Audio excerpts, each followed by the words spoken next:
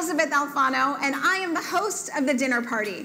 And what I do on the dinner party is I invite 3 celebs and a prominent chef who cooks for them and you. So over food and wine and performances, the unscripted conversations flow. Sandro Miller, Chaz Ebert, and George Lepauw, thank you for joining me on the dinner party. What I try to do is I try to bring together people who don't know each other, because none of you have met before, and people who seemingly have nothing in common. And then I like to find the commonality that you all have. You know, I think Roger touched so many lives, but that's us as the public. And I'm wondering, you, how were you touched by his life and death? And I ask specifically the question of you, because I think that might be different than what it was for the public. Well, when I met Roger, the reason that I married him is because I saw a light there. I saw a light, and I think that we probably knew each other in past lifetimes, because our relationship in this lifetime is almost inexplicable. And we started a communication with each other from the very first day we met that hasn't ended even today, even though he's on the other side of the veil. So we still are in communication with each other. And that's how I know it's something timeless. And also, the thing about my husband is that he caused the molecules in my heart to rearrange. And so I knew that it was deep. I knew it was real. I knew it was something that was so beautiful. And, you know, he said I did the same thing for him. Although, don't get me wrong, my husband also wrote a book called I Hated This Movie, and Your Movie Sucks. So he was fully human. He was, I'm not trying to paint him as a god or anything. He was fully human, but the 2 things that I learned in going through this journey with him is, number 1, forgiveness. He had a deep capacity to forgive, and I was one who held a grudge longer, but I am more willing to push a reset button and forgive people almost instantaneously now, because it frees you. He used to tell me, it takes a burden off of you that you don't need to carry, and it also frees the other person to be a better person than they thought they were. So forgiveness, I love. The other thing I learned in going on the journey with him is I have 0 fear of death now, 0. And that's something that he, when it was his time to go, he faced death, stared it squarely in the eye, said, I'm ready, I'm coming, and then he left on his own terms. What I've learned from the ups and downs is that perseverance absolutely is something that we as artists have to learn to do. You can say you did something wrong. You can say it was bad luck. You can say all these things. But in the end, when I bring music together as I did tonight, and as you will hear a little bit more, and as I have for the Unfestival, which was our response to canceling the 2014 festival. When it comes down to it, it's really the opening of the hearts when we perform, when we share in very intimate settings, very honestly in rehearsals for you. And Beethoven, for me, is timeless for that reason, because he did that with his time and his people, and he's continuing to do so by inspiring people like me and others who care deeply about this. And at some other point, hopefully, I'll talk about his upcoming birthday in 2020. So that's another point. I didn't know that, Beethoven, that... I used to call him Cousin Beethoven, and you said that he was, could have been black, right? Absolutely. Maybe. Yeah. He was on the outskirts of society in a lot of different ways, and some people, in derogatory terms, referred to him as dark-skinned, and in those days, you had different reactions from people who looked different, and so we don't have. And dark skin is very beautiful. It's very beautiful, yes. And I think he was proud of who he was.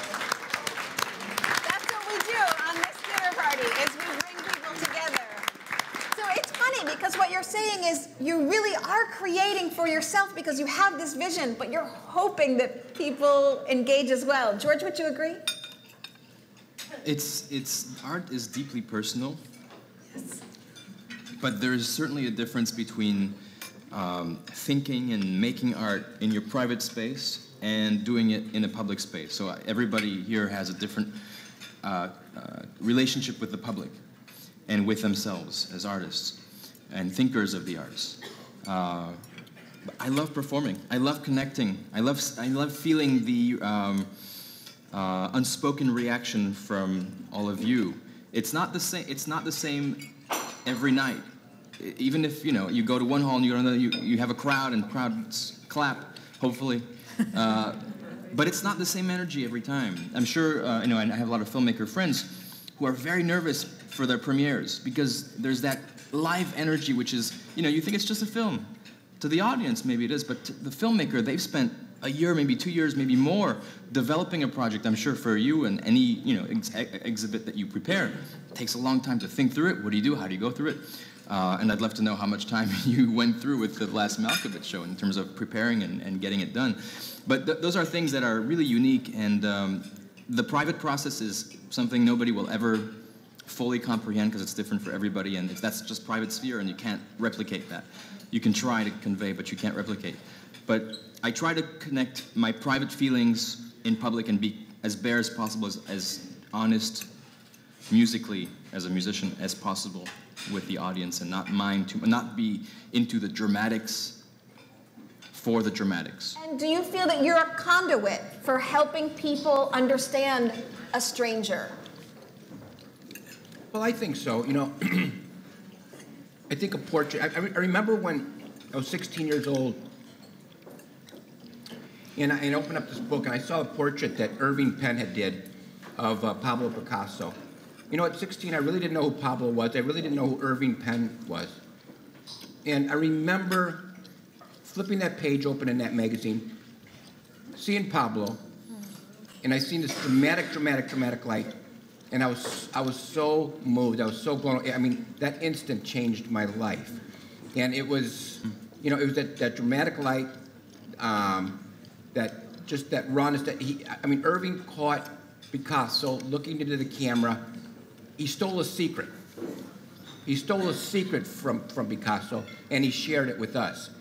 And I knew at that moment that that's what I wanted to do, is I wanted to take pictures of people. I wanted to take portraits, very strong portraits of people. And I wanted to have a little secret about them. So I believe that me sharing these portraits with people, what I want to do is I want to start a conversation with people when they take a look at a portrait of mine, is I want them to think a little bit deeper of where maybe that subject was at that moment that I shot them. What were they thinking about? And I'm always looking, for me, whether I'm shooting somebody who's never been in front of the camera before, which I shoot many, probably more than the celebrities I shoot with, or the celebrities I shoot with. For me, it's all about making somebody feel really safe and feeling very respected. And so when they walk into my studio, I make them feel extremely special, and I have a conversation with them, and I usually hold their hand, or I touch them. Because when you do something, when you hold somebody's hand, or you touch them somewhere, all of a sudden there's a transformation of an energy that makes somebody feel like I'm with somebody who cares about me.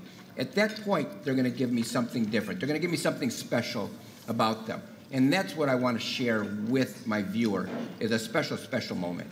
Chef, come out and join us. Yay!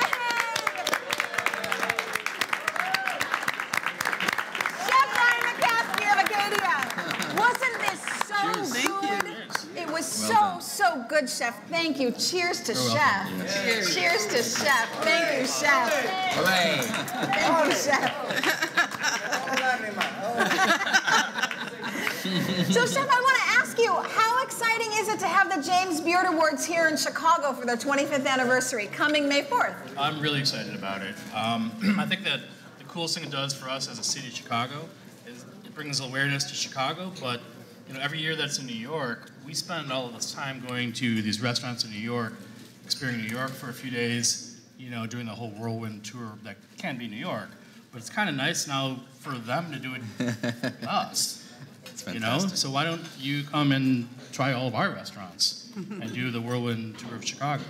So And I'm really excited about it. I'm always amazed how many people haven't done that. How many Right. people work in the culinary world and really haven't discovered Chicago as the culinary epicenter that it is. Right, Well, exactly. I think as I've traveled a lot in the last couple of years even, the number one thing I kept hearing was people saying, wow, we haven't been to Chicago in a long time, or we really need to go, we've been meaning to go, or, you know, we've heard about that restaurant or that restaurant. So now it's kind of like, what's the excuse? Let's go. Yeah. And Chicago wasn't known as much as it is today for its incredible advanced culinary experiences. And Yeah, thanks right. to you and a good number of chefs in Chicago, it's just changed radically in the last 20 years. Yeah. Radically. It very quickly, it has changed and put Chicago on the map internationally, I would say. Right, correct. What have you learned about human nature from drawing people? I think when you were talking about people wanting to be heard, being illustrated is different than being photographed. And as a photographer, you can capture in your work a certain literalism. I can capture an impressionistic section of a person's personality, and I try and draw that out of them, and I do it quickly. So when I'm drawing live, especially, I really try and pull that energy, and I can't start it over. So it is what it is. So I really try and get that emotion, and people, I think, like that. It's like old school, because we all have cameras on our phones and everything else, but an illustration that's just like you're an original, and you'll always look great on paper. The chef on June 1st is Chef Goronsky from Akanto. So I hope that you can come June 1st. Tickets go on sale this Thursday. Until then, thanks for coming, everybody.